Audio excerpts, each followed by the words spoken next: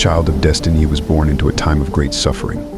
Pharaoh, the king of Egypt, had grown fearful of the Israelites, my people, who had become numerous and strong. In his paranoia, he decreed that every male child born to the Hebrews must be thrown into the Nile.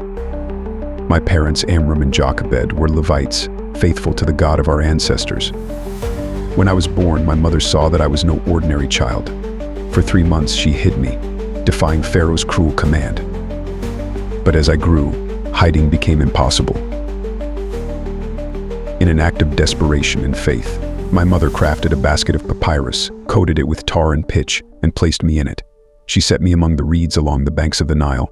My sister Miriam stood at a distance, watching over me. The hand of God was upon me, for Pharaoh's own daughter came to the river to bathe and discovered me. She took pity on me and declared, "This must be one of the Hebrew babies." Miriam approached her boldly and offered to find a nurse for me. Thus, my own mother was paid to nurse me, and I was raised with the knowledge of my heritage. Yet, I was also raised in Pharaoh's palace as a prince of Egypt, learning their wisdom and ways.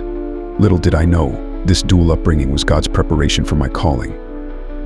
I grew up surrounded by wealth and privilege. My people never left my heart.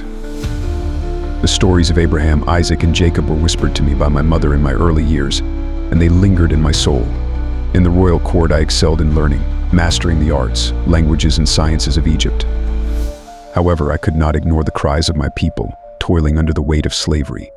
The tension between my privileged position and my Hebrew identity grew each day. One fateful day, my resolve to stand with my people became unshakable. The story of that decision would forever change my life.